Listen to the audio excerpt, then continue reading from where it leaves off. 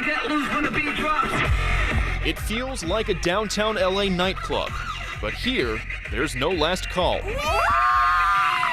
It features booze and nos, and plenty of drugs. How much? They're 150 milligrams and they're 15 each. Now, it's catching the eye of law enforcement, and they're happy to be a buzzkill.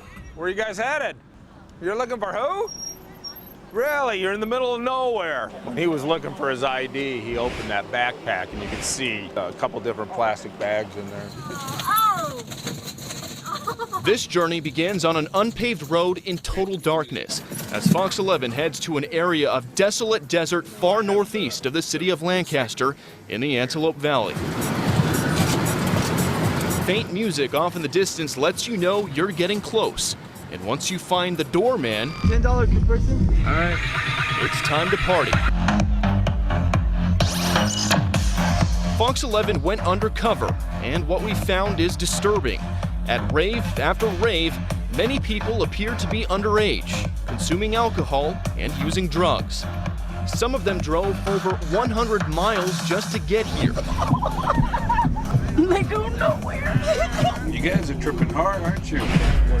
Drug deals are a common sight, with the most popular sales being for ecstasy and cocaine, which have several street names. All right. Thanks, man. Around here, you might want some rolls. Hey, man. I got some white girl, too. Nitrous oxide, also known as NOS, is another big hit. Proud to be underground. When you combine it all with the booze and the music, you've got a rave everybody wants to be at. The raves are big money for the promoters, who have a nice wad of cash to go through by the end of the night. Not even this wildfire could stop the party during one of the times we went undercover. That job is left to law enforcement. Tonight we'll be a little less tolerant rather than warning them. Fox 11 was back at the Desert Rave site 5 separate times. And on one of our trips, the LA County Sheriff's Department was with us. That's when the rave moved to a different spot in the desert. Now rolling out in almost to Kern County. Lieutenant Larry Gregg with the LA County Sheriff's Department led us right along as he and other deputies raided one of the raves, which are illegal without a county permit. You're lucky you're keeping your equipment. You're lucky you're keeping that stuff. If that happens, your twin, apparently, who has the NOS and is distributing it from it, those guys are going to go to jail for a long time.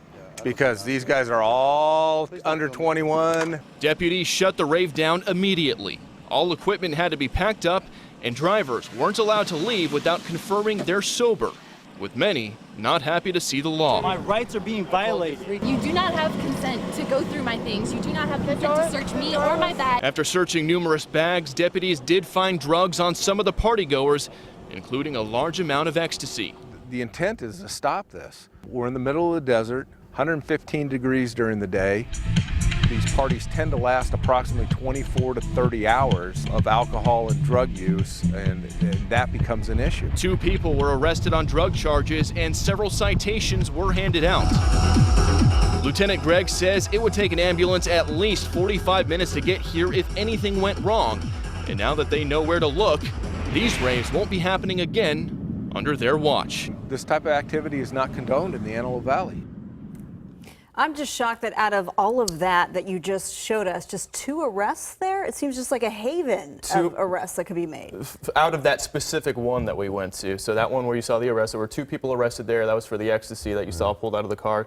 And then there were a lot of citations handed out. Typically with some of the younger folks, cops are going to be a little bit more lenient, try to teach them a lesson. That's Boy, you got to know what your kids are doing. Just as that story was there, Bill was telling, I was like, what's this? What's that? What's white girl? What's the, there's a slang, as a parent, it's frightening. Yeah, so white girl's coke, and then rolls are Molly, MDMA, ecstasy, all of which can be dangerous when you're getting those drugs, you know, out at some random desert party. You know, it's not like a prescription you're getting from a doctor. We remember the story we did in February with the fake Xanax. A lot of these drugs these days are laced with fentanyl. These drug dealers are lacing it to make it stronger, get more of an effect. That way they can jack their prices up. You don't know what you're getting when you're getting a drug out in the middle of nowhere, essentially. And there's more of these raves planned. There are. There is at least 3 that we know of coming up within May and June, and if we know about it, I would assume law enforcement knows about it as well. They monitor social media. They have contacts within those groups as well. So I think it's safe to say they're going to be keeping tabs on those raves, and we'll have to see if they end up raiding some of them. You mentioned the 2 arrests only. I mean, law enforcement was there, but think about where they're not. There's drinking, there's drugs, there's everything else that goes on. 24 to 30 hours, and then these kids are driving home. They're on the roads, too. And you have to think about it, as they mentioned, middle of the desert, and a lot of these happen in the middle of summer. We got summer coming up, 115-degree heat out there. That alone is dangerous. When you drink, we get dehydrated when you throw drugs into it as well. And what he was mentioning, the closest help, the closest ambulance, at least 45 minutes away. You're literally in the middle of nowhere. There's no towns anywhere near you. So if something happens, you're looking like you're going to be in pretty bad shape. Parents need to keep tabs. Yeah. No question. All right, Bill. Great story. Thank you. Bill